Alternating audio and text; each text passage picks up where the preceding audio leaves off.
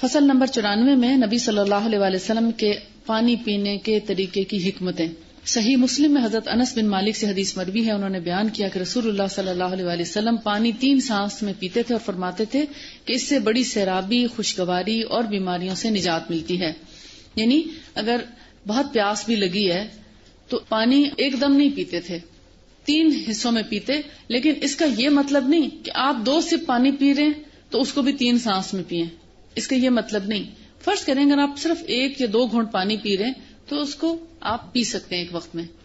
اس حدیث کا مطلب یہ نہیں ہے کہ ہر پانی جب بھی آپ پینے لگیں اس کو 3 وقفوں سے پئیں. ہاں، اگر بہت زیادہ پیاس بھی لگی ہے اور جیسی بھی پیاس ہے تو اس کو روک روک کے پیتے. یعنی جہاں پر سانس لینے کی نوبت آتی گلاس اتار کے یا کٹورا یا پیالہ جو بھی ہوتا اس کو نیچے کرتے، سانس لیتے اور پھر اس کو پیتے اور پھر اس کے بعد تیسری دفعہ پیتے. اس کی پھر آبنوشی کی حکمتیں لکھی ہیں کہ اس طریقے سے پانی پینے سے کیا ہوتا ہے، جب ہم ٹھنڈا پانی پیتے ہیں تو ہمارے جسم کے اندر جو گرم بخارات ہوتے ہیں وہ اوپر کی طرف اسٹیم جو ہے اٹھتی ہے ٹھنڈا پانی پینے سے. اب آگ پہ بھی جب ٹھنڈا پانی ڈالتے ہیں تو کیا ہوتا ہے، بھاپ اٹھتی ہے نا. تو جب میدے میں بھی ڈالتے ہیں تو اس کے جو گرم بخارات ہیں تیزی سے باہر کی طرف آنے کی کوشش کرتے ہیں.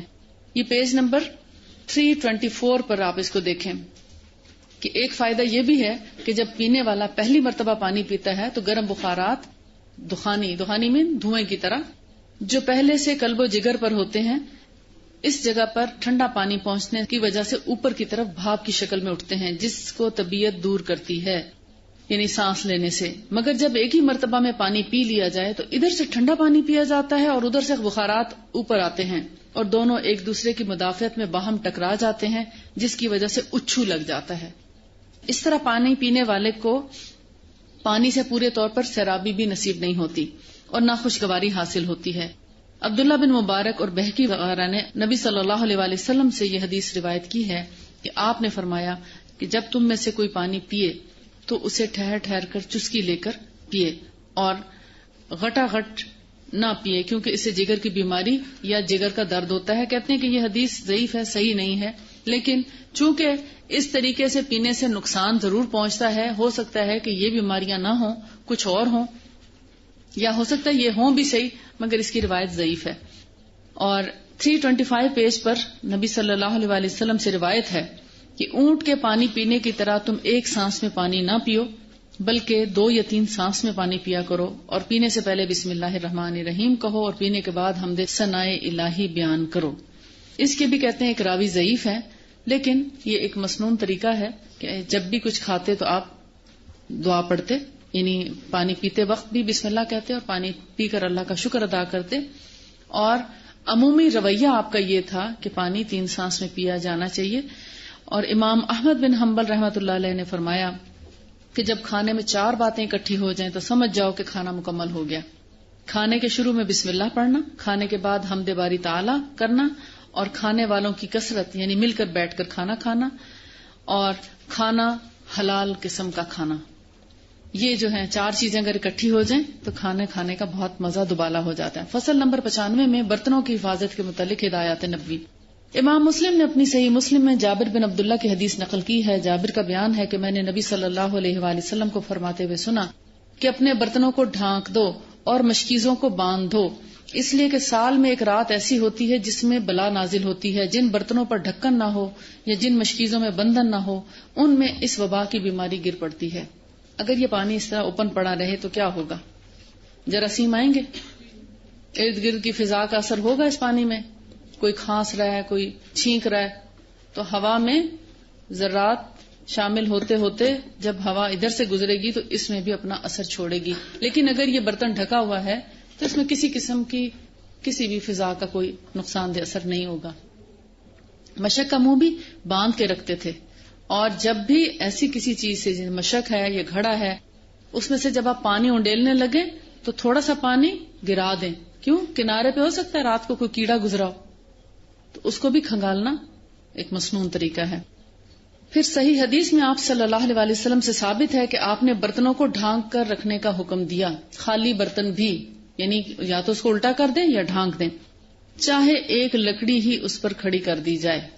اب کہتے ہیں کہ لکڑی کو پانی پر ڈالنے کی حکمت یہ ہے کہ اس کی وجہ سے برتن کو ڈھانکنے سے غفلت نہ ہوگی بلکہ اس کی عادت بن جائے گی. یعنی ہمیں فرض کریں ایک خالی برتن بھی پڑا ہے تو اس کو ڈھانک کے رکھ دیں, چاہے کچھ نہیں تو ایک ڈنڈی, ایک ڈوئی, ایک چمچہ اوپر رکھ دیں. اس کا فائدہ کیا ہوگا کہ ہمیں کوئی بھی چیز ننگی رکھنے کی عادت نہیں رہے گی. ادروائز کیا ہوتا ہے, ادھر ہم کھانا ڈال کے رکھتے ہیں, بھول جاتے ہیں, کوئی اور کام پڑ جاتا ہے, ہم چلے جاتے ہیں, واپس آتے ہیں, مکھی گری پڑی ہوتی ہے یا کوئی اور ایسی چیز گری پڑی ہوتی ہے, ہم کہتے ہیں اب دل نہیں چاہ رہا کھانے کو, مثال کے طور پہ.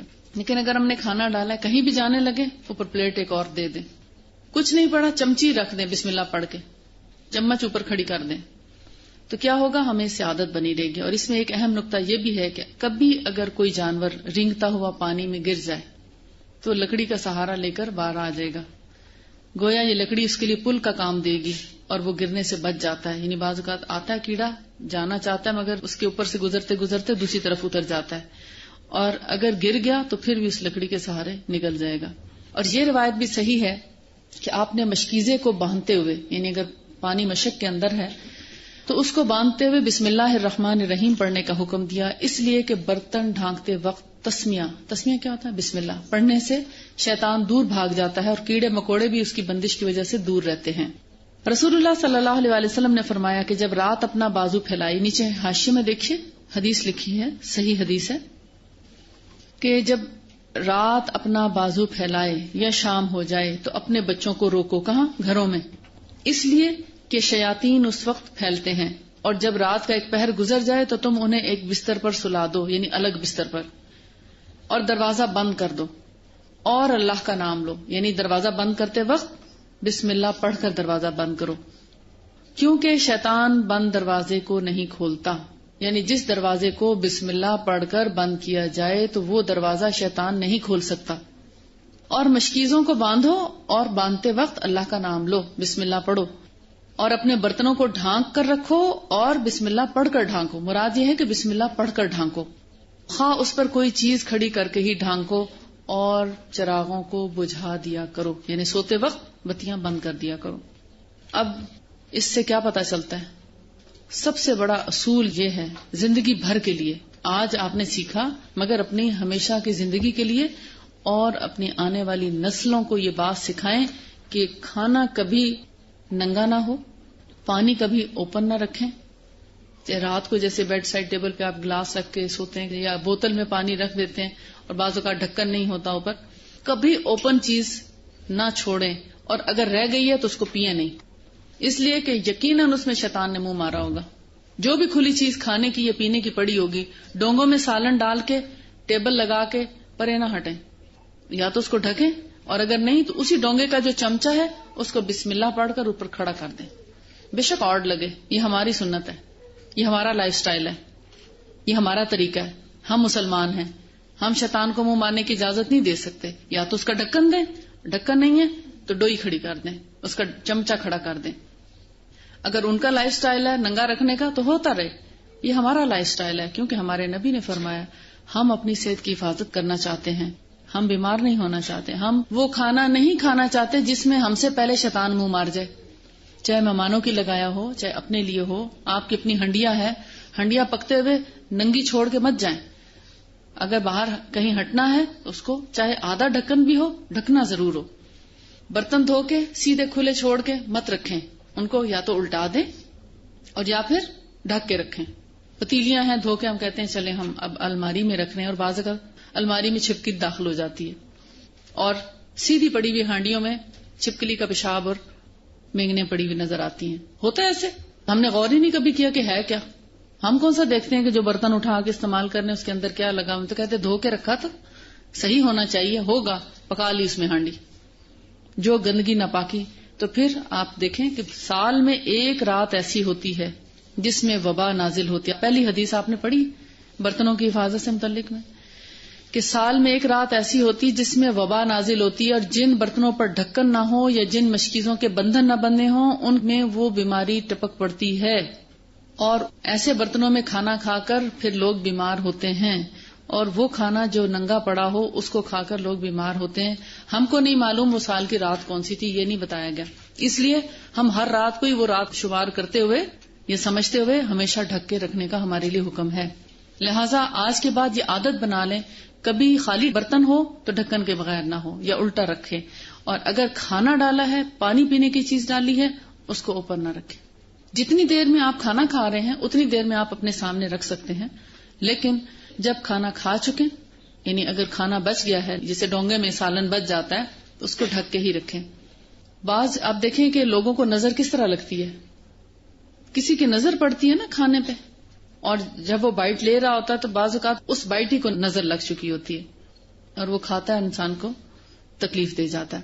اور میں نے حرم میں کچھ جگہوں پر ایسے دیکھا کہ حرم کے ارد گرد جیسے ہوٹلز وغیرہ بنے ہوئے ہیں، زمزم ہے یا کچھ اور، تو وہاں پر جب لوگ بیٹھے کھانا کھا رہے ہوتے ہیں تو میں نے دیکھا ہے کہ بہت سے ایسے اللہ والے لوگ کیا کرتے ہیں کہ کھانا کھاتے وقت بھی میں نے دیکھا ہے کہ ان کی جو پلیٹ ہے انہوں نے اس کے اوپر فائل رکھی ہوتی تھی.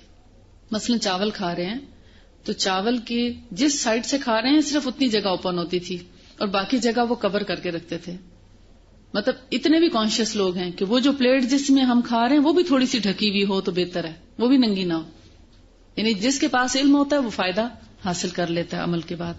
اسی طرح پانی پینے میں جو احتیاطی تدابیر ہیں رسول اللہ صلی اللہ علیہ وسلم کی، فصل نمبر 96 میں سنن ابو داؤد میں حضرت ابو سعید خدری سے روایت ہے، انہوں نے بیان کیا کہ رسول اللہ صلی اللہ علیہ وسلم نے پیالے کے رکھنے سے پانی پینے سے اور پانی میں پھونک مارنے سے منع فرمایا. پیالے کا رکھنا کیا ہوتا ہے؟ جیسے ہمارے ہاں ٹی پاٹ ہوتی ہے نا، چینک جس کو بولتے ہیں ٹی پاٹ، تو اس کا جو سوراخ ہوتا ہے جس سے ہم انڈیل کے یا سراہی کا جو منہ ہوتا ہے اس کے ساتھ منہ لگا کے پانی پینے کو پسند نہیں فرمایا. اس میں پھر وہ باٹلز بھی آ جاتی ہیں جو اسٹرا کے ساتھ ہم پانی پیتے ہیں کہ کیا، یا جوسز ایسے جن کو اسٹرا لگا کے جوس پیا جاتا ہے، اور جب جوس کا ڈبہ ختم ہوتا ہے تو پتہ لگتا ہے اندر کوئی چیز کھڑک رہی ہے. ایسی چیزیں نہ استعمال کریں جس کے اندر آپ کو پتہ ہی نہیں کہ کیا. کبھی ایسے برتن میں رسول اللہ صلی اللہ علیہ وسلم نے پانی نہیں پیا، دودھ نہیں پیا جو ویزیبل نہ ہو. اس میں سب سے اچھا شیشے کا اور پھر اس کے بعد سفید چینی کا برتن ہے. رنگ دار برتنوں کو پسند نہیں فرمایا. جیسے ہمارے ہاں کالے پیلے ہر طرح کے برتن ہوتے ہیں، کالے رنگ کے برتن میں آپ نے کبھی کھانا نہیں کھایا. اگر مشک میں پانی ہے تو اس کو پہلے پیالے میں انڈیلتے اور پیتے وقت تاکہ پتا ہو کہ ہم کیا پی رہے ہیں. نلکا اگر جیسے ہینڈ پمپ ہوتا ہے اس کو چلا کے پانی پی رہے ہیں، کیا پتا اس کے اندر کوئی چیز ہی گر گئی اور وہ ایک دم پیتے پیتے حلق میں چلی جائے. تو ایسے کبھی کوئی چیز استعمال نہ کریں جو آپ کو نظر نہیں آ رہی. ریڈی میڈ چیز، ٹن پیک. ابھی مجھے پچھلے ہفتے کسی نے واقعہ بتایا دوسری کلاس میں نیول کمپلیکس کے، کہ پکنک پہ گئے ان کے کچھ کولیگز، تو ایک خاتون نے ایک ٹن پیک کھولا، اس کو جب منہ لگایا اور تھوڑی دیر کے بعد اس کی ڈیتھ ہو گئی. تو سمجھ ہی نہیں آیا کہ یہ کیا ہوا. جب وہ ٹن پیک اس کا جو اس نے استعمال کیا تھا، ہوتا ہے نا فرق ٹائپ کی ہوتی ہیں بوتلیں، پتا ہوتا ہے اس نے کون سی بوئی. جب ریسرچ کی گئی تو اس کے اوپر کوئی زہریلی چیز لگی ہوئی تھی. یعنی اس نے سوچا ٹن پیک صاف ہی ہوگا. اب دیکھیں ٹن پیکس پڑے ہوتے ہیں کارٹن کے اندر سیدھے پڑے ہوتے ہیں، کیا خبر اوپر سے سانپ گزر رہا ہے، بچھو گزر رہا ہے، کس نے کیا شٹ کر دی ہے، کیا کر دیا ہے. اب ہم کھولتے ہیں اور منہ لگا لیتے ہیں، دھویا نہیں، صاف نہیں کیا. اب یہ نہیں معلوم اندر کیا کچھ بھرا ہوا ہے، ٹن کے اندر کچھ نظر نہیں آتا. تو ایسی چیزیں اپنی صحت کی حفاظت کی خاطر ترک کر دیں. اللہ تعالیٰ آپ کو زنجبیل پلائے. پانی میں پھونک مارنے سے آپ صلی اللہ علیہ وسلم نے ممانعت کی ہے. اور ممانعت کس لیے ہے کہ پھونک مارنے والے کے منہ سے ایک تو بدبو ہوتی ہے، خارج ہوتی ہے جو اس کے اندر شامل ہو جاتی ہے. دوسرا آپ کو پتا ہے کاربن ڈائی آکسائڈ ہمارے سانس سے خارج ہوتی ہے جو ہمارے لیے نقصان دہ ہے، اور اس بو کی وجہ سے بھی کراہت ہوتی ہے. اور خاص کر اگر کسی کا منہ خراب ہے، گلا خراب ہے، گلا جب خراب ہوتا ہے تو کیا ہوتا ہے، اس کا اثر بھی اس کھانے میں آ جائے گا اور وہ کھانا ایک طرح سے گندا ہو جائے گا ان جراثیم کی وجہ سے. الغرض پانی میں پھونک مارنے والے کے سانس کی گندگی پانی میں شامل ہو جاتی ہے جس سے نقصان پہنچتا ہے. اسی لیے رسول اللہ صلی اللہ علیہ وآلہ وسلم نے برتن میں سانس لینے اور پھونک مارنے سے منع فرمایا ہے. حضرت ابن عباس سے روایت ہے، انہوں نے بیان کیا کہ رسول اللہ صلی اللہ علیہ وآلہ وسلم نے پانی کے برتن میں سانس لینے اور اس میں پھونک مارنے سے منع فرمایا ہے. فصل نمبر 97 دودھ پینے کا طریقہ کار آپ صلی اللہ علیہ وآلہ وسلم کا. آپ کبھی تازہ دودھ پیتے اور کبھی یعنی تازہ دودھ بغیر ابالے بغیر پانی مکس کیے فریش ایز اٹ از پی لیتے، اور کبھی پانی ملا کر پیتے. اور گرم علاقوں میں دودھ تازہ یا پکا کر پیتے ہیں، یہ حفاظت کے لیے بہت اچھا ہے. یعنی تازہ دودھ ہو تو فریش جیسے بکری کا، گائے کا، جس کا بھی ہو، اگر اس کے اوپر ابھی جھاگ بھی ہے اور تازہ فوراً نکلا ہوا ہے تو اس کو پینے میں کوئی بیماری کا خدشہ نہیں ہے. لیکن اگر وہ دودھ ٹھنڈا ہو جائے، کچھ دیر پڑا رہے، تو اب اس کے اوپر جراثیم آنا شروع ہو جاتے ہیں، بیکٹیریا آنا شروع ہوتے ہیں، اور وہ اس کو ایسا کر دیتا ہے کہ بیماری سے قریب اور صحت سے دور. لہٰذا پھر اس کو ابال کر پینا چاہیے. اور تازہ دودھ پینے سے صحت زیادہ دیر تک برقرار رہتی ہے، بدن کو تازگی ملتی ہے، جگر کی پیاس بجھتی ہے. اور خاص طور پر ایسے جانوروں کا دودھ اور زیادہ فائدہ مند ہے جن کو یہ خاص قسم کی جڑی بوٹیاں کھلائی گئی ہوں، جن میں شیح، قیسوم اور خزامی، یہ عرب ہرب ہیں. ہمارے ہاں جو گھاس کھلائی جاتی ہے اس میں ایونا ہے. جو ایونا ہے وہ بھی ان کی صحت کے لیے بہت اچھا ہے. اور ہمارے ہومیوپیتھی میں ایک میڈیسن بنتی ہے ایونا اسٹائوا اس کا نام ہے، جو لوگ بہت زیادہ اعصاب جن کے کمزور ہوں ان کو دی جاتی ہے، یا جن لوگوں کو شراب نوشی چھڑوائی جائے اور پھر وہ اپنے اندر بہت کمزوری محسوس کریں تو ان کو ہم وہ ڈراپس پلاتے ہیں، تو آلٹرنیٹ کے طور پر ان کی صحت بھی بحال کرتی ہے، ان کو طاقت بھی پہنچاتی ہے. تو یہ اسی گھاس سے ہی بنائی جاتی ہے. تو اگر یہ اس قسم کی گھاس اگر گائے بھینسوں کو یا بکری اونٹوں کو کھلائی جائے تو ان کے دودھ کے اندر تازگی بخش اثرات اور صحت مند اثرات جو ہیں وہ زیادہ پائے جاتے ہیں. اور آخری حدیث ہے کہ جب تم میں سے کوئی کھانا کھائے تو کہے کہ اے اللہ اس میں برکت دے اور اس سے بہتر کھانا ہمیں کھلا، اور جب دودھ پیے تو کہے کہ اے اللہ اس میں برکت عطا فرما اور اس میں زیادتی عطا فرما، اس لیے کہ دودھ کے سوا کوئی چیز کھانے پینے کے لیے کافی نہیں ہو سکتی. آپ نے دعا پڑھی ہے نا، اللہم بارک لنا فیہ وزدنا منہ. فصل نمبر 98 میں جو نبیذ پینے کا طریقہ ہے یہ میں نے آپ کو بتا دیا ہے. ملبوسات کا طریقہ کیا تھا؟ آپ صلی اللہ علیہ وسلم نہ اتنے لمبے کپڑے پہنتے کہ وہ زمین پہ لٹکتے رہتے، اور نہ اتنے بازو لمبے ہوتے کہ وہ ہر کھانے پینے کی چیز میں الجھتے. آج کل فیشن آیا ہوا ہے بیل کا، جب آپ ٹیبل پہ بیٹھے کھانا کھا رہے ہیں چیز اٹھانے لگتے ہیں وہ سارا سالن میں ڈپ ہو چکا ہوتا ہے. تو ایسا لباس جس سے آپ مطلب کھانا کھانے میں پرابلم ہوتی، بعض اوقات بازو چڑھا چڑھا کے پھر کھانا کھایا جاتا ہے کہ خراب ہو جائے گا. نہ اتنا کھلا ہوتا کہ کسی بھی چیز کے اندر اریٹیٹ کرے یا بہت جلدی میلا ہو جائے، اور نہ اتنا تنگ ہوتا کہ وضو کے لیے بازو اوپر چڑھانے مشکل ہو جائیں. لہٰذا ایک معتدل انداز میں ان کے بازو ہوتے، معتدل انداز میں اس کی لمبائی ہوتی، ٹخنوں سے اوپر ہوتا. ہم لوگ خواتین ہیں اس لیے ہمارے تو ٹخنے ڈھکے ہونے چاہیے، مگر مردوں کے لیے ایسا لباس نہ ہو جو ٹخنوں کو کور کرنے والا ہو، اور نہ اتنا ٹائٹ ہوتا کہ سانس نہ آئے اور جسم کے جو ایک ایک نقش ہے وہ نظر آئے، اور نہ اتنا کھلا ہوتا کہ پھر وہ ہر چیز میں الجھتا رہے. ایک مناسب انداز سے آپ کا لباس ہوتا. سردی اور گرمی کے لحاظ سے آپ لباس پہنتے، لیکن لباس کے اوپر کبھی کوئی داغ لگنا پسند نہ فرماتے. ہمیشہ صاف ستھرا اور مناسب انداز میں لباس ہوتا. اور یہ ایک خلاصہ بتا دیا، آپ اس کو خود جا کر دیکھیں تو آپ کو اندازہ ہوگا. پھر رنگ کیسا ہو اور جو سٹائل ہے وہ کیسا ہوتا، وہ سارا آپ اس میں پڑھیں کہ رسول اللہ کے لباس کے استعمال کا طریقہ کیا تھا. بہت زیادہ خوشنما لباس نہیں پہنتے تھے، بہت زیادہ جسے کہنا چاہیے امیرانہ طرز کا یا بادشاہوں کی طرز کا لباس نہیں پہنتے تھے. ایک نارمل لباس پہنتے تھے. نہ گھٹیا قسم کا کپڑا ہوتا تھا کہ ایک دو دفعہ میں پھر پریشانی ہو کہ اب ختم ہو گیا تو اب نیا ہو. ایک مناسب انداز کا معتدل قسم کا کپڑا جو سردی اور گرمی کے موسموں کے مطابق تیار کیا ہو، اور سردی کا موسم ہے تو سردی سے بچائے، اور اگر گرمی کا موسم ہے تو گرمی سے بچانے والا ہو. رہائش گاہ کے سلسلے میں آپ کا طریقہ ہے کہ آپ کیسے جگہوں پہ رہنا پسند کرتے جس سے روشنی اور ہوا کا گزر ہو، اذان کی آواز آتی ہو. اور کچے گھر میں رہنا زیادہ پسند کیا کیونکہ کچا گھر جو ہے وہ ایئر کنڈیشنڈ ہوتا ہے، سردی میں گرم ہوتا ہے، گرمیوں میں ٹھنڈا ہوتا ہے. ایکسٹرا الیکٹرسٹی اور کسی گیس وغیرہ کی اس میں ضرورت نہیں ہوتی، نہ ہیٹر لگانے کی ضرورت ہوتی ہے اور نہ ہی اس میں اے سی لگانے کی ضرورت. قدرتی طور پر ایئر کنڈیشنڈ ہوتا ہے. لہذا کچا گھر جو ہے وہ صحت کے لیے زیادہ مفید ہے کیونکہ اس کے اندر جو حرارت کو معتدل رکھنے کا ایک فیکٹر ہے وہ سب سے زیادہ بیسٹ ہے. اب دنیا بھر میں اچھے سے اچھے گھر بنا کر اینٹیک گھر بن رہے ہیں وہ پھر مڈ کے بن رہے ہیں. مڈ کے گھروں کا رواج اب دوبارہ سے آ رہا ہے. بڑی بڑی کوٹھیاں مٹی کی بنائی جا رہی ہیں. اور پھر اب جو بجلی اور گیس کی لوڈ شیڈنگ ہے اس نے ویسے ہی ہمارا ٹرینڈ سیٹ کر دیا ہے کہ ہاں مٹی کا گھر مناسب ہوگا. تو اگر ہم سنت کو اپناتے رہتے تو شاید ہم ان سارے پرابلمز کو فیس بھی نہ کرتے. نہ بہت زمین کے اندر دبا ہوا گھر یعنی بیسمنٹ والا پسند کرتے اور نہ بہت اونچا گھر پسند کرتے. ایک معتدل لیول پہ گھر پسند کرتے. فصل نمبر 101 میں سونے جاگنے کا طریقہ کار ہے. یہ بہت امپورٹنٹ ہے. ہم سمجھتے ہیں کہ سونا جو ہے کتنی نیند ہونی چاہیے, جاگنا کب چاہیے.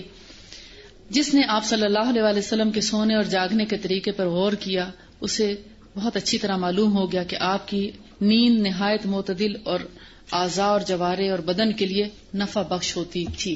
یعنی آپ کی جو نیند ہے وہ تمام اعضاء کے اندر صحیح فائدہ پہنچاتی تھی. آپ شروع رات میں سوتے, ابتدائی شب کا مطلب ہے ارلی نائٹ سوتے, اور رات کے نصف ثانی کے شروع میں بیدار ہو جاتے. نصف ثانی مین آدھی رات کے بعد یا آدھی رات کے کچھ دیر بعد, کبھی آدھی رات سے تھوڑی زیادہ دیر, یعنی 2/3 رات گزر جائے, کبھی ہاف گزر جاتی, کبھی جیسے سحری کے قریب آپ اٹھتے اور پھر عبادت میں مشغول ہو جاتے. اور جاگنے کے بعد سب سے پہلا کام کیا ہوتا؟ مسواک کرنا. وہ دعائیں وغیرہ آپ نے سب پڑھی ہیں کہ آپ اٹھتے اللہ کا ذکر کرتے اور پھر چہرے پر ہاتھ پھیرتے, وہ سارے سنتیں الگ ہیں. اس میں انہوں نے اتنی ڈیٹیل سے نہیں بتایا, وہ آپ نے چونکہ پڑھ رکھی ہیں اس لیے میرا خیال ہے اس میں مینشن کرنا میں ضروری نہیں سمجھتی وقت کی کمی کے باعث, کہ سو کر اٹھتے اللہ کا ذکر کرتے, اللہ کو یاد کرتے, دعا پڑھتے سو کر اٹھنے کی, اپنے چہرے پر ہاتھ پھیرتے اور پھر کچھ کلمات اور ادا کرتے سورہ آل عمران کے, پھر اللہم رب جبرائیل و میکائیل, وہ دعا ہے, اسی طرح کی اور دعائیں ہیں, وہ سب پڑھتے اور نماز کے لیے کھڑے ہو جاتے. لیکن وضو سے پہلے آپ مسواک ضرور کرتے, اور جتنا آپ کو توفیق ہوتی آپ اللہ کے آگے جھکتے. اب جب رات کو نیند میں اٹھ کر آپ عبادت کے لیے اور اللہ کے آگے کھڑے ہوتے اور نماز میں کھڑے ہوتے تو اس سے آپ کے پورے جسم کو جو سرکولیشن ہے, بلڈ سرکولیشن, وہ بہت اچھی ہو جاتی, اور ایک ایک جسم کا جو مسل ہے وہ پوری طرح اسٹریچ ہوتا. اور بہترین ایکسرسائز ہے نماز اگر دیکھا جائے تو. ہمارے دماغ کو, ہمارے حرام مغز کو, ہمارے جوڑوں میں, ہمارے ایک ایک ٹشو میں, یعنی صحیح معنوں میں آکسیجن پہنچاتی ہے نماز, جس کی وجہ سے جو مومن ہوتا ہے, صحیح مومن ہوتا ہے اور سنت کو فالو کرنے والا ہوتا ہے, اس کے ایک ایک ٹشو میں اور ایک ایک سیل میں آکسیجن پہنچتا ہے, اور اسی وجہ سے وہ فریش ہوتا ہے, اور فریشنس کی وجہ سے پھر دنیا کے دوسرے انسانوں کی نسبت زیادہ کام کرنے کی کیپیسٹی اس کے اندر پائی جاتی ہے. اب دیکھیں اگر صبح سویرے آپ ایک ایک سیل کے اندر اپنے آکسیجن پہنچا لیتے ہیں نماز پڑھ کے, اور وہ سب سے بہترین وقت ہوتا ہے آکسیجن انہیل کرنے کا. اور نماز بیسٹ طریقہ ہے ایکسرسائز کا. آپ یوگا کو بھول جائیں گے, آپ ہائیکنگ کو بھول جائیں گے, آپ سوئمنگ کو بھول جائیں گے, آپ باقی تمام ایکسرسائزز کو بھول جائیں گے. اگر آپ پراپر طریقے پر نماز ادا کریں تو آپ کے جسم کا ایک ایک مسل جو ہے وہ اسٹریچ ہوتا ہے, اور اس سے آپ کے بلڈ کے اندر جو سرکولیشن ہوتی ہے وہ آپ کو دن بھر تازہ دم رکھتی ہے, اور اس میں کوئی خاص آپ کو تھکاوٹ بھی نہیں ہوتی, اتنے پسینے بھی نہیں آتے جیسے دوسری ایکسرسائزز سے آتے ہیں. اور آپ بقدر ضرورت سوتے, یعنی مناسب نیند لیتے, بہت زیادہ نہیں سوتے تھے, اور آپ کو زیادہ سونے کی عادت بھی نہ تھی. خود بقدر ضرورت جاگنے کی خو ڈالتے, یعنی کہ اپنے آپ سے اٹھتے, کسی کو آپ کو جگانے کی ضرورت پیش نہ آتی. ایسا نہ تھا کہ غیر معمولی تھکن میں مبتلا ہو جائیں, یعنی کہ اتنی کم نیند بھی نہیں لیتے تھے کہ سارا دن پھر آپ کام نہ کر سکتے, اور اتنی زیادہ نیند بھی نہیں لیتے تھے کہ آپ دیکھتے ہیں زیادہ سونے سے بھی انسان تھک جاتا ہے. اگر کبھی چھٹی کے دن آپ سوئیں اور زیادہ دیر تک سوئے رہیں تو اس دن آپ کیا زیادہ کام کر لیتے ہیں؟ کم کام ہوتا ہے نا, آپ سے تھکے تھکے سے محسوس کرتے ہیں نا, جیسے جسم میں طاقت نہیں ہے اور آپ زیادہ کام نہیں کر پاتے. تو لہٰذا رسول اللہ صلی اللہ علیہ وسلم نہ اتنا زیادہ سوتے تھے کہ سو کے تھک جائیں, اور نہ اتنا کم سوتے تھے کہ تھکن کی وجہ سے پھر آپ کام نہ کر پائیں. اور جب نیند کا غلبہ ہوتا تو دائیں کروٹ لیٹ کر سوتے. طریقہ کیا تھا؟ دائیں کروٹ لیٹ کر سونے کا. سوتے وقت ذکر الہی سے رطب اللسان رہتے, یعنی زبان پر اللہ کا ذکر ہوتا سوتے وقت, یہاں تک کہ آنکھیں نیند کے غلبے سے موند لیتے, یعنی اللہ کا ذکر کرتے کرتے سو جاتے. کتنا پیارا انداز ہے نا, کہ سوتے وقت بھی اللہ کو یاد کر رہے ہیں, جاگتے وقت بھی اللہ کو یاد کر رہے ہیں. کچھ کھانے پینے کی وجہ سے نیند کا غلبہ نہ تھا, یعنی کہ سوتے وقت ایسا نہیں ہوتا تھا کہ کھانا زیادہ کھانے کی وجہ سے آپ کو نیند آ رہی ہو, نہیں, ایک نیچرل جو نیند آنی چاہیے اس طریقے سے نیند آتی. اور آپ ننگی زمین پر نہ سوتے تھے، فرش پہ کبھی نہیں سوئے، اور نہ آپ کو اونچے گدے پر سونے کی عادت تھی، بلکہ آپ کا بستر چمڑے کا ہوتا جس میں کھجور کے ریشے بھرے ہوتے. یعنی اگر چمڑے کا غلاف ہو اور اندر کھجور بھری ہو تو ایسا آپ کا تکیہ یا بستر گدا ہوتا. آپ تکیے پر کبھی اپنا فیس رکھتے اور کبھی اپنے رخسار کے نیچے ہاتھ رکھ کر سو جاتے. یعنی اگر تکیہ ہوتا تو پھر ہاتھ رکھنے کی ضرورت نہیں چیک کے نیچے، اور اگر تکیہ نہیں ہے تو پھر ہاتھ رکھ کر سو جاتے. ہاتھ عربی میں یہاں تک شمار کیا جاتا ہے، یعنی کہ بازو بھی، تو اس میں ایسے بھی کیا جا سکتا ہے اور ایسے بھی کیا جا سکتا ہے، یعنی اس پورے کو ہاتھ ہی گنا جاتا ہے. اور اب ہے نیند کی حقیقت. حضور صلی اللہ علیہ وآلہ وسلم کا جو طریقہ ہے فصل نمبر 102 میں، نیند بدن پر طاری ہونے والی ایک ایسی حالت ہے جس کے طاری ہوتے ہی حرارت عزیزیہ یعنی کہ ہمارے جسم کی جو حرارت ہے، اور قوائے نفسانی یعنی جسم کے جو قوتیں ہیں اور اندرون بدن کی طرف متوجہ ہو جاتے ہیں. یعنی ہماری جو قوتیں ہیں وہ جسم کے اندرونی جانب متوجہ ہو جاتے ہیں. ہمارے ہاضمے کا عمل، ہمارا دل کی دھڑکن، ہمارا سانس لینا، گردوں کا عمل، وہ سارا جو ہے وہ فنکشن تو چلتے رہتے ہیں مگر ہم سو جاتے ہیں. اور بیرونی طور پر ہم کسی بھی چیز سے آگاہ نہیں رہتے. ہم سب کچھ جیسی آنکھیں بند ہوتی ہیں ہم باہر کی دنیا سے غافل، لیکن ہماری اندر کی دنیا برقرار رہتی ہے. اور یہ کیوں ہوتا ہے؟ تاکہ ہم کچھ دیر آرام کر سکیں. اس کی دو قسمیں ہیں، ایک طبعی اور ایک غیر طبعی. طبعی نیند وہ ہے جس سے ہماری جسمانی قوتیں جو ہیں حس و حرکت ارادی سے، جن کو ہم تعبیر کرتے ہیں، نہیں جیسے ہم کام کاج کرتے وقت ہماری تمام قوتیں حاضر ہوتی ہیں، اور ان تمام قوتوں کا اپنے کاموں سے رک جانا یا ان تمام اعضاء کا کام چھوڑ دینا جو ہے وہ کیا ہے؟ نیند کا آ جانا. اور دوسری کون سی ہے؟ غیر طبعی نیند. کسی خاص عارضہ یا بیماری کی وجہ پر ہوتی. کہتے ہیں زیادہ نیند آنا نقص ہے، بیماری ہے. زیادہ نیند کسی بیماری کی وجہ سے آتی، اس کا علاج ہونا چاہیے. کم نیند میں جسم کو فریش ہونا چاہیے. اور میکسیمم نیند کتنی ہے؟ 6 گھنٹے کی. 6 گھنٹے سے زیادہ اگر نیند آتی ہے تو اس کا مطلب ہے کہ آپ کو کوئی پرابلم ہے، اس کو سالو کرنا چاہیے. اور وہ پرابلم ہو سکتا ہے کہ باسی کھانے کی وجہ سے ہو یا زیادہ کھانا کھانے کی وجہ سے ہو. 338 پر ہے، عمدہ عادت گرمی کی دوپہر میں سونا ہے اور رسول اللہ کی یہی عادت شریفہ تھی. یہاں پر نیند کی کچھ قسمیں ہیں کہ نیند 3 طرح کی ہوتی ہے. ایک عمدہ عادت ہے، ایک حماقت والی نیند ہے، اور ایک سوزش والی نیند ہے. عمدہ عادت یعنی دوپہر کے بعد جس کو قیلولہ کرنا کہتے ہیں. آپ صلی اللہ علیہ وآلہ وسلم اگر دوپہر کو کھانا کھاتے تو تھوڑی دیر کے لیے، چند منٹس کے لیے لیٹ جاتے. یہ اچھی عادت ہے، تھوڑی دیر کے لیے لیٹنا عمدہ عادت ہے. سوزش والی نیند چاش کے وقت سونا ہے، جس میں انسان اپنے دنیا اور آخرت کے تمام کاموں سے غافل ہو جاتا ہے. یعنی کہ دنیا اور آخرت کا کیا کام ہے؟ فجر کی نماز یا قرآن پاک کا پڑھانا. اور دنیا کا کیا کام ہے؟ جو ہمیں روزمرہ کے معمولات کو شروع کرتے ہیں، صبح ناشتہ کرتے ہیں، بناتے ہیں، بچوں کو کراتے ہیں، اپنا گھر بار سمیٹتے ہیں، تو اس سے بھی غافل ہو جاتا ہے. یہ کون سی نیند ہے؟ یہ سوزش والی، یعنی کہ رات کو دیر سے سوئے اور صبح دیر تک سوئے رہے. اس سے کیا ہوتا ہے؟ آپ جب سو کر اٹھتے ہیں تو منہ سوجا ہوا ہوتا ہے، تو اس کو سوزش والی نیند کہتے ہیں. یعنی دیر تک سوئے رہنے سے سویلنگ فیل ہوتی ہے، تو اس لیے اس کو سوزش والی نیند کہا جاتا ہے. حماقت والی نیند عصر کے وقت سونا ہے. بعض سلف صالحین کا بیان ہے کہ جو عصر کے بعد سویا اس کی عقل اچک لی جاتی ہے اور پھر وہ اپنے آپ ہی کو ملامت کرے. یعنی کہ عصر کے وقت سونا گویا ہماری عقل کو ماند کر دیتا ہے. صبح کے وقت سونے سے روزی کم ہوتی ہے، اس لیے کہ یہی ایسا وقت ہوتا ہے جس میں دنیا اپنی روزی کی تلاش میں نکلتی ہے اور اسی وقت اللہ کی جانب سے روزی تقسیم کی جاتی ہے. اس لیے یہ نیند محرومی کا باعث ہے. یعنی صبح کی نیند سے انسان بہت سی چیزوں سے محروم ہو جاتا ہے. ہاں اگر کسی خاص عارض یا بیماری یا ضرورت کی وجہ سے ہو تو اس میں کوئی مذاق نہیں. کبھی کبھار اگر کبھی طبیعت خراب ہے یا آپ کو کوئی مجبوری آ گئی تھی یا ساری رات سفر میں آپ جاگتے رہے اور صبح آپ گھر پہنچے تو پھر اگر آپ سو گئے تو کوئی حرج نہیں، لیکن روٹین میں اس کی عادت ہونا اچھی بات نہیں. اس سے جسم کو نقصان پہنچتا ہے اور بدن ڈھیلا ہو جاتا ہے. اعصاب ہمارے پٹھے ڈھیلے پڑ جاتے ہیں اور ان میں فساد آ جاتا ہے. کولیسٹرول لیول ہائی ہو سکتا ہے، کچھ اور ایسے ہارٹ پرابلمز ہو سکتے ہیں، جسم میں چکنائی کی مقدار بڑھ سکتی ہے. کیونکہ صبح صبح جب ہم آکسیجن انہیل کرتے ہیں اور ایکسرسائز کر کے جب ہم اپنے فیٹس کو برن کرتے ہیں تو ہمارا جسم ایکٹیو ہو جاتا ہے، لیکن جب ہم سوئے رہتے ہیں تو جسم ہمارا ڈھیلا ڈھیلا اور سست رہ جاتا ہے۔ دھوپ میں سونے سے جان لیوا بیماری ابھر آتی ہے، یعنی انسان کو سخت قسم کی بیماری ہو سکتی ہے دھوپ میں سونے سے۔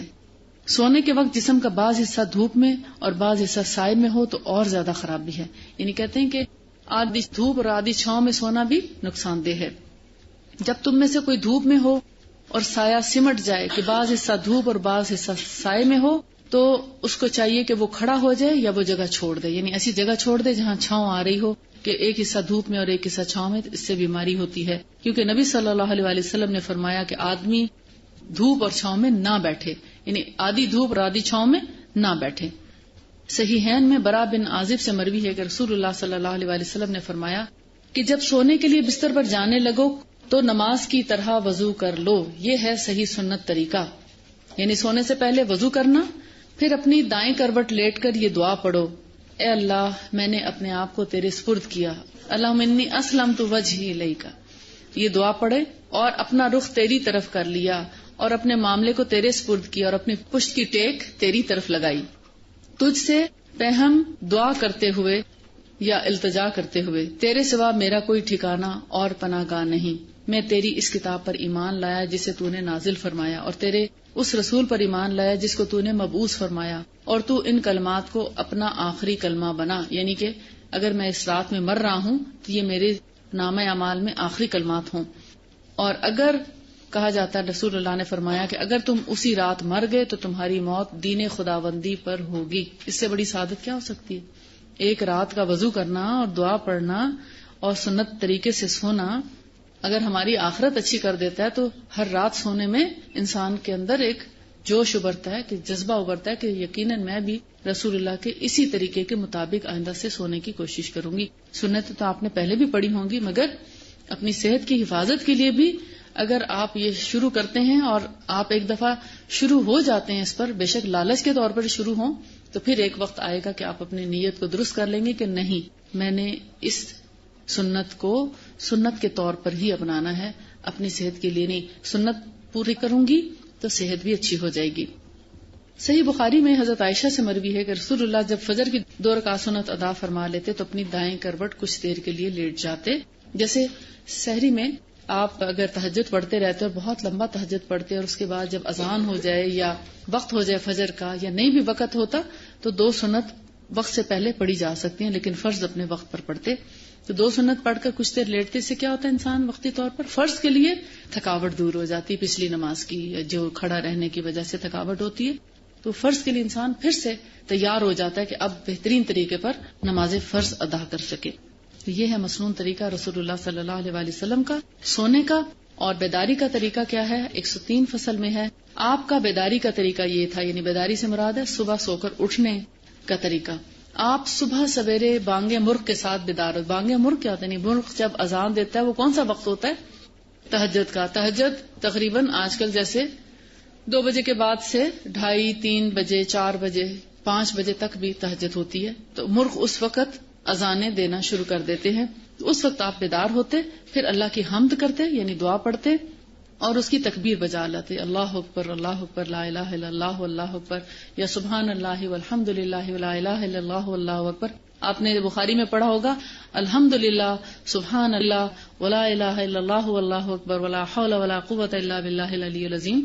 سو کر جب بھی آنکھ کھلتی تو آپ یہ دعا پڑھتے، اور دوسرا کلمہ کیا کہتے؟ لا الہ الا اللہ وحدہ لا شریک لہ لہ الملک و لہ الحمد وہو علی کل شیء قدیر۔ تو اس میں انہوں نے اس کو حمد اور تکبیر کا نام دیا ہے۔ اور کلمہ توحید پڑھتے، وہ کون سا کلمہ ہے؟ کلمہ توحید، لا الہ الا اللہ وحدہ لا شریک لہ اور لا الہ الا اللہ محمد رسول اللہ، دونوں۔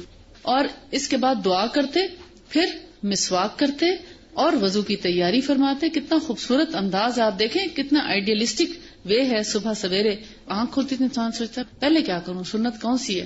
تو یہ پوری ترتیب انہوں نے بہت خوبصورت طریقے سے اور بڑی مختصر لکھی ہے کہ مسواک کرتے، پھر وضو کی تیاری فرماتے، وضو کے بعد اپنے رب کے سامنے نماز کی ادائیگی کے لیے کھڑے ہو جاتے۔ وضو کی دعائیں آپ سمجھتے ہیں، باتھ روم جانے کی دعا آپ کو یاد ہوگی، وہ سب کا اہتمام کرتے، اور جب نماز کے لیے کھڑے ہوتے تو اپنی گفتگو کے ذریعے اس سے مناجات کرتے اور اس کی حمد و ثنا بیان کرتے اور اسی سے امیدیں وابستہ کرتے اور اس میں ذوق و شوق کا اظہار فرماتے، یعنی نماز ایسے شوق سے پڑھتے اور اللہ سے امید لگا کر نماز پڑھتے اور اس کی گرفت سے خائف رہتے، یعنی اس کی پکڑ سے خوف زدہ رہتے. اب آپ خود فیصلہ کر لیں کہ دل اور جسم اور روح اور قوا قوتیں ہمارے جسم کی، ظاہری اور باطنی اور دنیا اور آخرت کی نعمتوں کی حفاظت کا اس سے بہتر طریقہ کیا ہو سکتا ہے؟ سونے کا وقت رات کی پہلی نیند، کھانا سونے سے 3 گھنٹے پہلے کھایا ہے، کھانے کے بعد نماز پڑھی، کچھ چہل قدمی کی، پھر ارلی نائٹ سوئے، کس طریقے سے سوئے وہ سارا آپ نے پڑھا، پھر سو کر اٹھے کب، اٹھنے کے بعد کیا کیا کام کیے، اور پھر نماز کے لیے تیار ہو گئے، اور نماز کے بعد اب دنیا بھر کے کاموں کے لیے پوری طرح تیار ہے، اور کتنا ارلی تیار ہے. یہ ہے ہمارے لیے رول ماڈل اللہ کی طرف سے رسول اللہ صلی اللہ علیہ وسلم. آپ ان کا لائف سٹائل دیکھ رہے ہیں، کتنا جلدی سو رہے ہیں، کتنا جلدی اٹھ رہے ہیں، کس طریقے سے سو رہے ہیں، کس طریقے سے اٹھ رہے ہیں. نہ سونا بےمانی ہے، نہ جاگنا بےمانی ہے، نہ دن کا آغاز بےمانی ہے، نہ رات کا آغاز بےمانی ہے، نہ دن بھر کے کام کاج میں کوئی بےمانی چیز نظر آتی ہے. ہر ایکشن، ہر ادا بھرپور ہے، اور اس میں کوئی نہ کوئی حکمت پوشیدہ ہے. ان حکمتوں کو پہچاننے کی کوشش کریں. آج کی لیٹسٹ ریسرچ کے حوالے سے دنیا میں دیکھیں کہ آپ صلی اللہ علیہ وسلم کا ایک ایک عمل، اور اس میں آج کی جو ریسرچ ہے اس کو ڈال کے دیکھیں تو آپ کو اندازہ ہوگا کہ آپ کے ہر ایکشن میں حکمت بھری ہوئی تھی. اور اللہ کی خاص رحمت ہے کہ ہم کو یہ باتیں پتہ چل گئیں. آج سے اپنے لیے اصول بنائیں کہ جتنے طریقے رسول اللہ کے آپ نے پڑھے ہیں وہ سارے بنائیں گے، اور یہ آپ کا ایک لائف سٹائل بنائیں گے. اور پھر جب آپ اس طریقے پر خود چلنے کی کوشش کریں گے تو آپ کے گھر والے آپ کے ہم نوا بنیں گے. پھر آپ جن گھروں میں آگے جائیں گی وہ آپ کے ہم نوا بنیں گے، اور آہستہ آہستہ اس معاشرے کے اندر تبدیلی آئے گی. اور صبح کو دیر تک سونا، رات کو دیر تک جاگنا، اور بے ترتیب کھانے کھانا، اور بے ترتیب طریقے سے چیزوں کا جو ہے وہ کمبینیشن بنا، ان سب سے آپ بچ جائیں گے. جب آپ ان سب چیزوں سے بچیں گے تو پھر آپ کی صحت کی صحیح معنوں میں حفاظت ہوگی انشاءاللہ. صبح سویرے اٹھنے کا ایک اور راز کیا ہے؟ پیج نمبر 347 میں ہے، صحیحین میں ہے. نبی کریم صلی اللہ علیہ وسلم نے فرمایا، شیطان تم میں سے ہر ایک کی گدی پر 3 گرہ لگاتا ہے جب وہ سوتا ہے، یعنی انسان جب سوتا ہے، اور ہر گرہ پر پڑتا ہے کہ رات گہری ہے، لمبی ہے، سوتے رہو. اگر اس نے بیدار ہو کر اللہ کو یاد کیا تو ایک گرہ کھل جاتی ہے، پھر اگر وضو کر لیا تو دوسری گرہ کھل جاتی ہے، اور اگر اس نے نماز پڑھ لی تو پھر ساری گرہیں کھل جاتی ہیں، اور سونے والا چاقو چوبند ہو جاتا ہے. اور اگر اس نے ایسا نہیں کیا تو نفس کی خباثت کے ساتھ طبیعت میں کسل پیدا ہو جاتا ہے، یعنی پھر اس کو اگلے دن سو کر اٹھنے کی توفیق ہی نہیں ہوتی. اور اس کے بعد آہستہ آہستہ اس کے اندر ایک ایسی خباثت بھر جاتی ہے، ایک ایسا شیطانی اثر اس کے اندر منتقل ہو جاتا ہے کہ پھر اس کو نیکی کی توفیق بھی نہیں رہتی. جب صبح فجر کی نماز نہیں پڑھ سکے تو پھر باقی چیزیں جو ہیں وہ خود بخود چھٹتی چلی جاتی ہیں. پیج نمبر 394 میں کچھ مسنون چیزیں ہیں جو رسول اللہ صلی اللہ علیہ وسلم استعمال کرتے تھے. آپ کو انتظار ہوگا کہ یہ ہم پڑھتے. کچھ چیزیں تو میں نے آپ کو لیٹسٹ ریسرچ کے حوالے سے بتا دی تھی، لیکن کل جہاں پر کوسچن آنسرز انشاءاللہ ہوں گے تو وہاں پر ہو سکتا ہے اسی میں اگر آپ کے کوسچن ہوئے تو اس حوالے سے آپ کو انشاءاللہ جواب دے دوں گی. عصمت جو ہے، حمزہ تا میم دال، عصمت، یہ سیاہ سرمے کا ایک پتھر ہوتا ہے جو اصفہان ایران کا علاقہ اس سے حاصل کیا جاتا ہے. عصمت کا اعلیٰ ترین پتھر وہ ہوتا ہے جسے ویسٹ کنٹریز سے بھی حاصل کیا جاتا ہے، اور عصمت کی اعلیٰ قسم وہ ہے جو بہت جلد ریزہ ریزہ ہو جاتی ہے اور اس کے ریزوں میں چمک ہوتی ہے. اس کو اگر پتھر کی صورت میں دیکھیں تو ایک سائڈ اس کی بہت شائن کرتی ہے، شیشے کی طرح، جو مرر ہوتا ہے اس کی طرح. اس کا اندرونی حصہ چکنا ہوتا ہے اور گرد و غبار سے پاک ہوتا ہے، جو بہترین پتھر ہوتا ہے. سرمے کا مزاج یا عصمت کا مزاج، یعنی عصمت وہ سرما ہے جو سب سے بیسٹ ہے، اور اس کا مزاج ٹھنڈا اور خشک ہے، اسی لیے نظر کے لیے فائدہ مند اور مقوی ہے، یعنی طاقت دیتا ہے آنکھوں کی نظر کو، آنکھ کے اعصاب کو مضبوط کرتا ہے اور آنکھوں کی صحت کا ضامن ہے. زخموں کو مندمل کر کے پیدا شدہ گوشت کو نکال دیتا ہے اور اس کے میل کچیل کو ختم کر کے اس کو زندگی بخشتا ہے.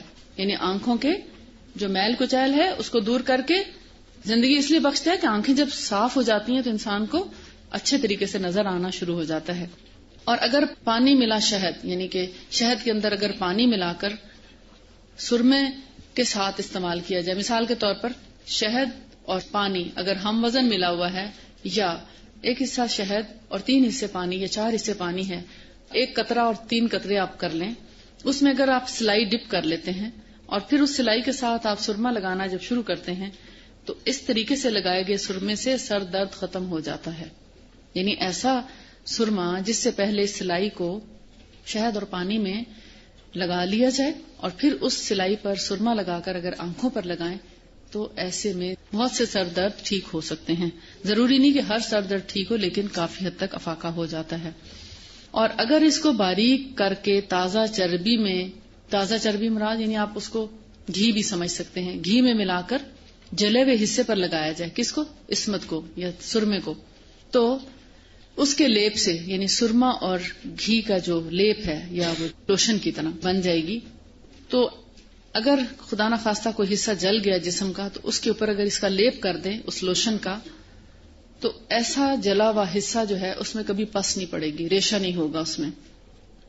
اور جلنے سے پیدا ہونے والے آبلے یعنی جو بلبلے پیدا ہو جاتے ہیں یا جو ببلز بن جاتے ہیں جلنے کے بعد سکن پر، ان کو بھی یہ سرما جو ہے وہ ختم کر دیتا ہے. خاص طور پر بوڑھے اور کمزور نظر والوں کے لیے یہ اکسیر کا کام کرتا ہے، یعنی بہت ہی عمدہ چیز ہے. اور اگر اس کے ساتھ تھوڑا سا مشک ملا کر استعمال کیا جائے تو ضعیف البصر کون ہوتے ہیں؟ جن کو نظر کم آتا ہو، ان کے لیے تریاق کا کام کرتا ہے. تریاق کیا ہوتا ہے؟ بہترین دوا، بہترین علاج، اس کا کوئی آلٹرنیٹ نہ ہو. اور سرمے کا جو طریقہ ہے لگانے کا، اس کا ذکر ایک اور جگہ پر آتا ہے کہ رسول اللہ صلی اللہ علیہ وآلہ وسلم نے سرما لگانے کا جو بہترین طریقہ بتایا وہ ہے کہ آپ جب سرما لگاتے تو پہلے سلائی کو دائیں آنکھ میں لگاتے، پھر بائیں میں لگاتے، پھر ڈپ کر کے دائیں میں لگاتے، پھر بائیں میں اور پھر دائیں میں. 3 دفعہ رائٹ آئی میں لگاتے اور 2 دفعہ لیفٹ آئی میں لگاتے. دائیں آنکھ سے شروع کرتے اور پھر دائیں پہ ہی ختم کرتے. اگر آپ غور کریں تو پہلی دفعہ جب آپ سلائیڈ لگاتے ہیں تو اس سے سرما نہیں لگتا. دیکھتے ہیں آپ جب سرما لگائیں تو ایسا لگتا لگا ہی نہیں، لیکن وہ جب آنکھ میں آپ سلائی پھیرتے ہیں تو گیلی ہو چکی ہوتی سلائی. اس کو جب آپ ڈپ کرتے ہیں تو لیفٹ آئی میں بہت زیادہ سرما لگ چکا ہوتا ہے. پھر جب آپ رائٹ پہ لگاتے ہیں تو بیلنس ہو جاتا ہے. پھر لیفٹ پہ لگائیں تو لیفٹ میں زیادہ ہو جائے گا، اب آپ رائٹ میں لگائیں تو بالکل بیلنس ہو جائے گا. دیکھ رہے ہیں کتنی حکمت ہے آپ کے طریقے میں. رائٹ سے شروع کیا بسم اللہ کر کے اور رائٹ پہ ہی ختم کیا. سرما لگانے کا سب سے بیسٹ ٹائم رات سونے سے پہلے ہے. دن میں سرما لگا کر آنکھوں کے جو ہمارا کارنیا ہے اس کو نقصان پہنچ سکتا ہے کیونکہ ہم بار بار پلکیں جھپکتے ہیں.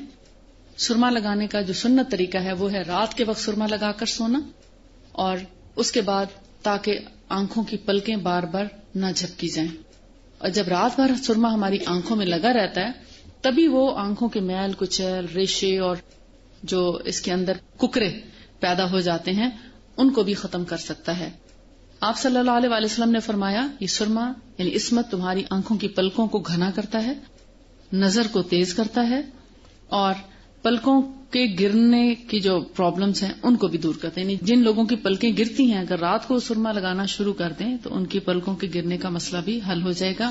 آنکھوں کے اندر پائے جانے والے ککرے یا پانی کا زیادہ بہنا یا آنکھوں کی خشکی یا آنکھوں کی جو بھی پرابلمز ہیں ان کو سالو کرتا ہے. لیکن اگر دن میں لگائیں گے تو ہو سکتا ہے آپ کو یہ فائدے حاصل نہ ہوں. رات میں لگائیں گے تو آپ ان تمام فائدوں سے فیض یاب ہو سکتے ہیں، لیکن شرط یہ ہے کہ سرما خالص ہونا چاہیے. ہمارے ہاں ایک چیز پہ بین اس لیے لگا دیا جاتا ہے اگر اس میں 1 یا 2 لوگوں کو کوئی نقصان پہنچے تو اس چیز کو پھر ڈاکٹرز منع کرنا شروع کر دیتے ہیں. اس کی وجہ یہ ہے ہم عموماً صبح کو سرما لگاتے ہیں، ٹھیک ہے، اس سے لوگوں کی آنکھوں کو نقصان پہنچا، لہٰذا انہوں نے کہا آپ سرما لگانا چھوڑ دیں. لیکن اگر آپ سنت طریقہ دیکھیں کہ رات کو سرما لگا کے سو جانا اور آنکھوں کو ریسٹ دینا، رات بھر آنکھوں میں سرما جمع رہنا، صبح آپ کو کاجل کی شکل میں ملتا ہے، یعنی وہ ڈارک ہو چکا ہوتا ہے اور گندگی آپ کی صاف ہو جاتی ہے. اور سنت پر عمل کرنے کا اپنا اجر ہے. اب آپ کہیں گے ہم سرما کہاں سے لیں کہ یہاں پر تو کوئی پتہ نہیں کالا پتھر پیسا ہوا ہو یا کوئی اور ایسی چیز اس میں شامل کی ہو مضر.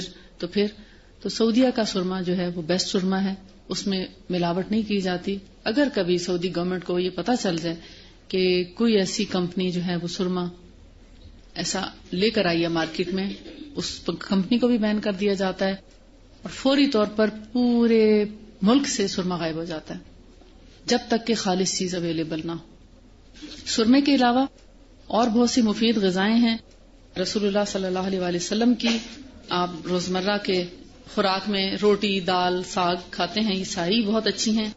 البتہ میتھی ایک ایسی چیز ہے جس کے بارے میں طب نبوی میں آتا ہے، اس میں رائٹر نے لکھا ہے کہ اتباع کا خیال ہے اگر لوگوں کو میتھی کے فائدے پتہ چل جائیں تو اپنا زیور بیچ کر بھی میتھی کھائیں، بہت مفید چیز ہے۔ کل ایک خاتون مجھے ملی دوسری کلاس میں، تو کہنے لگی کہ ایک دن میں اپنے لان میں گئی، میں نے میتھی لگائی ہوئی اپنے گھر میں، تو میں نے اسے 2-3 ڈنڈیاں اس کی دھو کے کھا لی، تو کہتی مجھے اتنے عرصے سے قبض کی شکایت تھی، تو میں نے وہ جو اس کی 2-4 ڈنڈیاں کھائیں تو میری حاجت آسانی سے ہوگی۔ میں نے بڑا غور کیا کہ میں نے آج کیا کھایا، تو مجھے سمجھ آئی کہ میں نے جو میتھی کھائی اس سے میری قبض دور ہوئی۔ دوسرے دن پھر میں نے کھائی تو میرے ساتھ یہی معاملہ ہوا اور اب میری قبض جو بالکل ٹھیک ہو چکی۔ جسٹ امیجن کہ صرف چند پتے اور ڈنڈی سمیت کھانے سے اس کی قبض جو ہے وہ دور ہوگی۔ تو گویا اس کے اندر بھی بہت سی بیماریوں کا علاج موجود ہے میتھی کے اندر۔ رسول اللہ صلی اللہ علیہ وآلہ وسلم کو خوشبو بہت پسند تھی اور آپ ریحان کی خوشبو، عنبر اور عود کی خوشبو آپ کو سب سے زیادہ پسند تھی۔ مشک وہ بھی آپ کو بہت پسند تھی جو کہ ہرن کے پیٹ سے حاصل کی جاتی ہے۔